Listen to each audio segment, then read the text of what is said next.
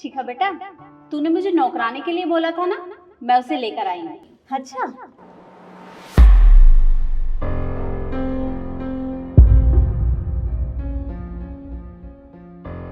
ये नई नौकरानी। अब बाहर क्यों खड़े हैं, अंदर आइए ना। हाँ, आजा।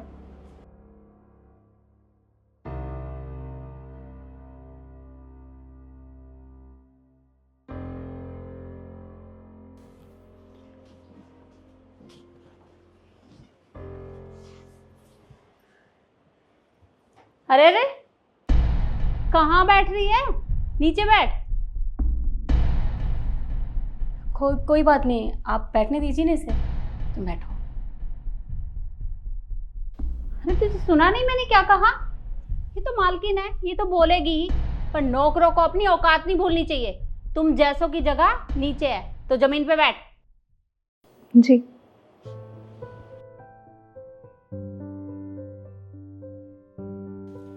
शिखा बेटा, ये सारा काम जानती है, घर की साफ सफाई, झाड़ू पोछा, कपड़े बर्तन, और तुझे पता है टॉयलेट भी साफ कर लेती है। तू रुक, मैं तुझे डेमो दिखाती हूँ।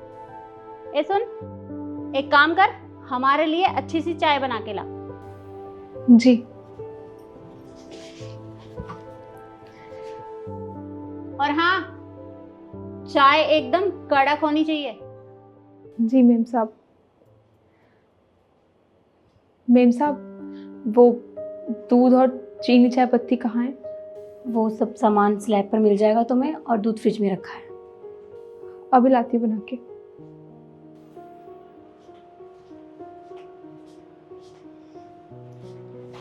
शिखा बेटा, वैसे तो ये घर का सारा काम बहुत अच्छे से कर लेती है। तू इसे जो भी बोलेगी ना, वो काम कर देगी। घर की साफ सफाई, झाड़ू बर्तन सब कर लेती है। और देख बेटा, इसकी शक्ल पे मत जाना। अरे ये लोग देखने में ही भोले होते हैं, कब घर का सफाया कर दे पता भी नहीं चलेगा। तू नजर रखना इसके ऊपर। अच्छा, ये बताइए, ये आपको कहाँ मिली? अरे वो हमारे पड़ोस में वर्मा जी है ना, ये उन्हीं के वहां काम करती है। और वर्मा जी बता रहे थे कि ये शादी के कुछ दिनों बाद ही अपने सास ससुर को खा गई।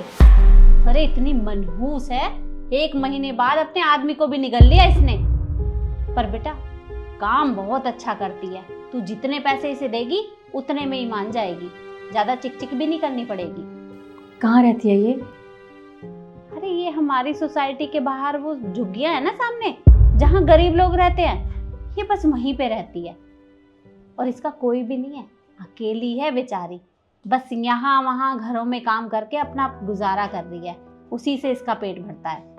पर तू चिंता मत कर, काम बहुत बढ़िया करेगी।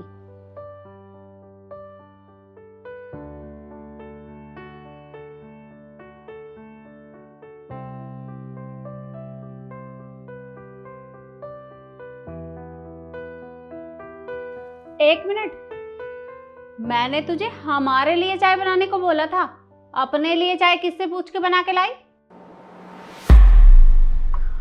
वो मेम साहब, चाय थोड़ी सी ज़्यादा बन गई थी, तो वो खराब होती, तो मुझे लगा कि मैं ही पी लेती हूँ। अच्छा, गलती हो गई। पहले तू सोफे पे बैठ रही थी, उसके बाद तू अपने लिए चाय बना लाई। कल को तू घर साफ कर देगी और बोलेगी गलती हो गई, एक थप्पड़ लगेगा ना, तेरी अक्ल ठिकाने आ जाएगी। बस कीजिए, बहुत हो गया। कितनी देर से देख रही हूँ, आप होती कौन है ऐसे थप्पड़ मारने वाली? शिखा, तुम ये क्या बोले जा रही हो? वो बड़ी है ना, वो बोल सकती है, कोई बात नहीं। शिखा, ये तेरा नाम कैसे जानती है और तुझे नाम लेके कैसे बुला रही है? क्योंकि दोस्त एक दूसरे को नाम से ही बुलाते हैं, मेम साहब या मैडम करके नहीं बोलते।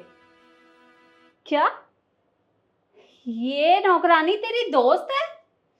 अरे पर ये तेरी दोस्त कैसे हो सकती है? शिखा और मैं बचपन की सहेलियां हैं, हम हमेशा साथ ही रहे हैं। शादी के बाद मैं दूसरे शहर चली गई, उसके बाद हमारी बात ही नहीं हो पाई, और उस बीच इतना सब कुछ हो गया कि कुछ बताने का मौका ही नहीं मिला मुझे। और हाँ, मेरा फ़ोन ना टूट गया था, सारे नंबर डिलीट हो गए, इसलिए फ़ोन नहीं किया मैंने। मैं गांव में तेरे घर गई थी, पर वहाँ लॉक लगा था, मुझे लगा कोई होगा नहीं। यार नव्या, दिस इज नॉट फेयर। मतलब तेरी शादी फिक्स हो गई है और तूने सबको बता दिया, उसके बाद आई है मुझे बताने के लिए।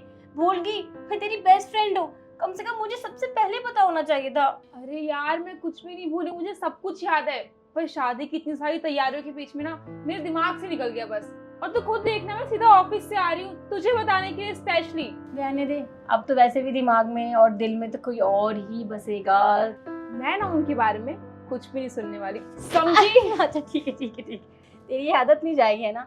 अच्छा ये बता, खाली हाथ आ गई है क्या? तुझे पता नहीं है जब शादी का न्योता देने आते हैं ना मैडम, तो कुछ मिठाई विठाई भी लेके आते हैं। ये तो मुझे किसी ने बताया ही नहीं, पर हाँ मुझे ये याद था कि तेरी फेवरेट मिठाई काजू कतली है, तो मैं तेरे लिए ले आई थी तेरी फेवरेट काजू कतली।